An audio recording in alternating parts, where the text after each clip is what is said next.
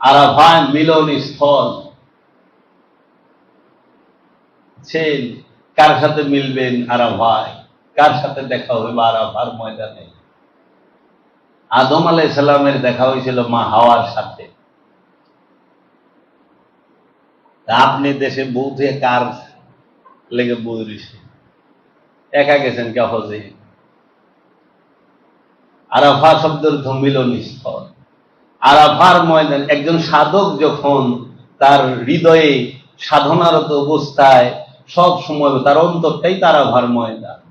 ওইখানে যখন সে সাধনারত অবস্থায় মিলনের অপেক্ষায় বৈশা থাকে, কে? সেই আল্লাহর আব্দুহু, আল্লাহর বান্দা, যিনি আদম, যিনি খিজির আলাইহিস সালাতু ওয়াস সালাম, তিনি আসবেন, তিনি আসবেন, তার সাথে সাক্ষাৎ হবে। আরাফায় অপেক্ষা করো মিলনের জন্য, অধৈর্য হয়েও না, অপেক্ষা করো। আরাফাত থেকে মুজদালিফায় যাও, ওখানে যাই অপেক্ষা করো। মুজদালিফার থেকে দৌড়ে যা মিনায় শয়তানরে পাথর মারো। শয়তানরে পাথর মারবার লইছেন যায় যিনি হাজি, মেজাজি হাজি, তিনি শয়তানকে পাথর মারবেন। এখন পাথর টুকাইবার লইছে বস্তু জগতের, এই পাথরটা বস্তু জগতের, বাতস খাক বাত, এর ভিতরেই তো সে রয়েছে। এই পাথরটা কিন্তু তৌহিদে বাস করে, আল্লাহর রাজ্যে বাস করে। ওই পাথরের মধ্যে জান নাই, ওই পাথরের মধ্যে রু নাই, নফস নাই, খান্নাসও নাই। আচ্ছা, সেই পাথর দিয়ে আপনি ফেকবার লইছেন কোথায়?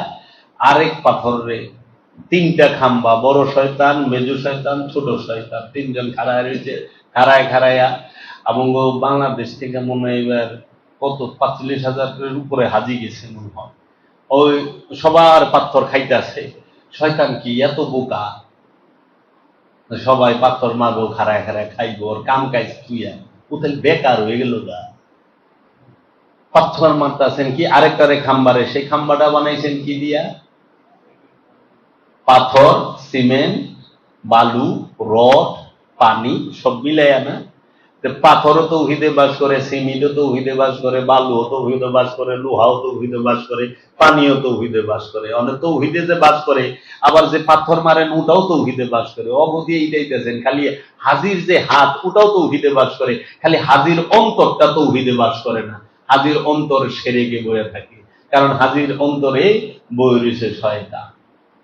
এখন সে পাথর মারতাছে ধুম ধারাক্কা, জোশে ঠেলায় জুতাও ভিকা মারে।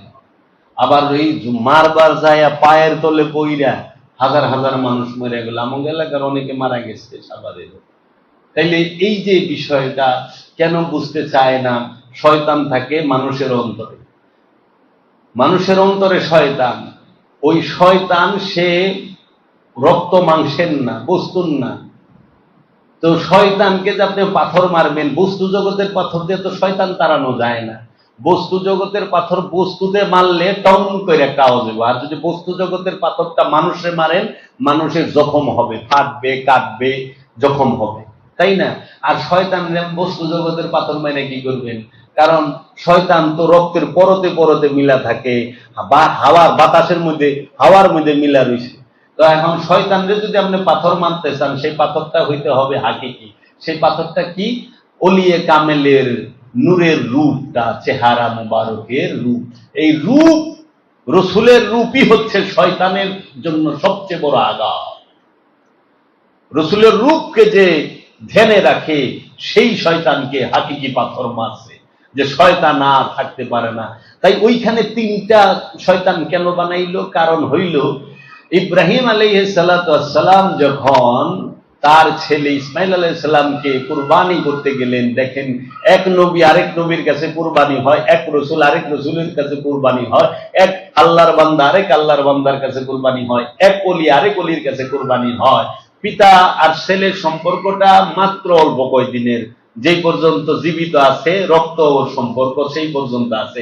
কিন্তু নবুয়তের সম্পর্ক আউয়ালে আখেরে জাহেরে বাতেনে হাসরে মিজানে পুলসিরাতে সব জায়গায় দণ্ডমান। নবুয়তের সম্পর্ক রেসালাতও তাই, হাসরে মিজানে পুলসিরাতে কিয়ামতে আউয়ালে আখেরে জাহেরে বাতেনে সবখানে রিসালাতের সম্পর্ক নফসের সাথে আছে, কিন্তু রক্তের সম্পর্ক যে পর্যন্ত জীবিত আছেন ওই পর্যন্ত, মইরা গেলে জামাই শেষ, মইরা গেলে পোলা পান শেষ, পোলায় মইরা গেলে বাপ মার থেকে সম্পর্ক শেষ। তো বাপ মা মরলে পোলাপানের সাথে থেকে সম্পর্ক শেষ, কিন্তু নবুয়তের সম্পর্ক শেষ হয় না। তাহলে আফজাল হচ্ছে নবুয়ত, রিসালাত, বেলায়েত, আবদিয়াতের সম্পর্ক।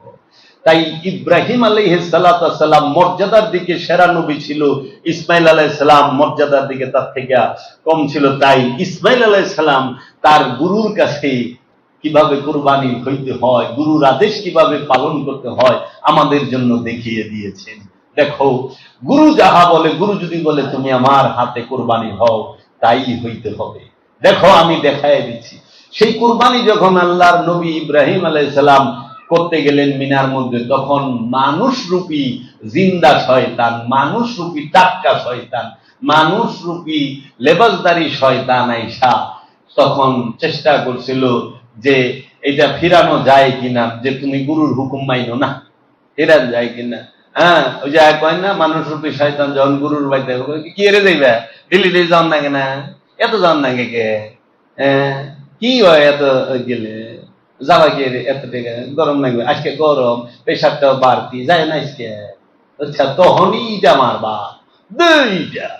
ইব্রাহিম আলাইহিস সালাম ওই মানুষ রূপী শয়তান রে পড়ছে কি দিছে, এইটা হলো আতের চুরি এর থেকে ও মিনা থাইরা গেছে গা।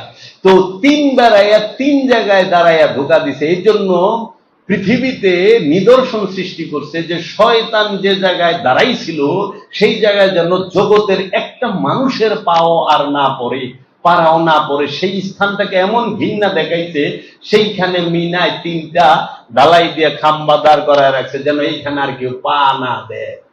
তাহলে শয়তান যেখানে দাঁড়ায় সেই স্থানটাকে ইসলাম এত ঘৃণা দেখাইছে, আর শয়তান যে থাকে তাহলে কেমন ঘৃণা দেখাইতে হইব। এখন মানুষ বুঝেই না যে ওই স্থানটাকে, যে শয়তান যে স্থানে বসবাস করে সেই স্থানটাকে ঘৃণা দেখাবার জন্য এই ঢালাই দিয়া খাম্বা উঠায়া রাখছে।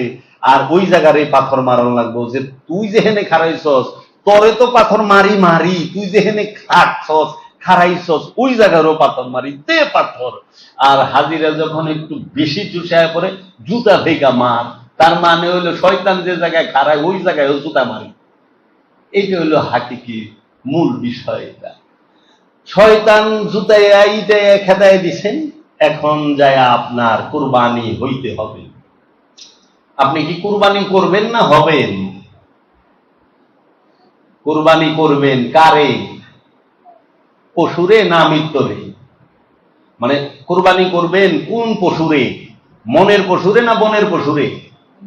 কুরবানি করতে হয় মনের পশুরে, জব করতে হয় বনের পশুরে। মনের পশুর গুস্ত খাওয়ান যায় না, বনের পশুর গুস্ত ভুনা করে খাওয়ান যায়, বাইজা খাওয়ান যায়, শিক কাবাব, বটি কাবাব, জালি কাবাব, সুতি কাবাব করে খাওয়ান যায়, আবার কষায়া খাওয়ান যায়, রেজালা বানায় খাওয়ান যায়, টিকা বানায় খাওয়ান যায়, কুপ্তা কাবাব সব বানায় খাওয়ান যায়, তাই না? আর সাথে নান রুটি লেলে তো কথাই নাই। কিন্তু মনের পশু জব করলে সম্ভব? বনের পশুর চামড়া মাদ্রাসায় দেওয়া যায়, মনের পশুর চামড়া কই দিবেন? মনের পশুর চামড়া আছে ওখানে। তো আজ অনেক বিষয় কুরবানি, মানে কুরবানিরও চামড়া বাইরে ওই। তাই আল্লাহ রাব্বুল আলামিন সূরা হজের মধ্যে কোরআনে বলছেন, নিশ্চয়ই পশুর রক্ত মাংস চামড়া আল্লাহর দরবারে পৌঁছায় না, আল্লাহর দরবারে পৌঁছায় তোমার মনের তাকওয়া, তোমার মনের তাকওয়া। তাইলে পশুর মাংস কোথায় পৌঁছায়? আমাগো পেটে, তাই না? কুরবানির পশুর মাংস আমাগো পেটে যায় না? আমরা এইটারে এমন প্রসেসিং করি একবারে বুড়িগঙ্গায় ডাইরেক্ট 24 ঘন্টার মধ্যে বুড়িগঙ্গায় ডেলিভারি। পশুর চামড়া কই যায়? মাদ্রাসায়, ট্যানারিতে। কুরবানির পশুর চামড়া ট্যানারিতে যায় না, আর গোস্ত যায় আমাগো পেটে। রক্ত যায় কোথায়? খালে, বুড়িগঙ্গায়। দুইয়া বৃষ্টি হলে তো আরো ভালো। তাইলে আল্লাহর কাছে কি পৌঁছাইবে? আর হাড্ডি তো আমরা নেহারি বানায় খাই। ওরে নেহারি, আল্লাহর কাছে কি পৌঁছায়? আল্লাহর কাছে পৌঁছায় আপনার মনের তাকুয়া, আপনার মনের তাকুয়া। মনের তাকুয়াটা, তাকুয়া মানে কি? ক্ষুধা, পাপ করতে ভয় করা, ক্ষুধার ভয়।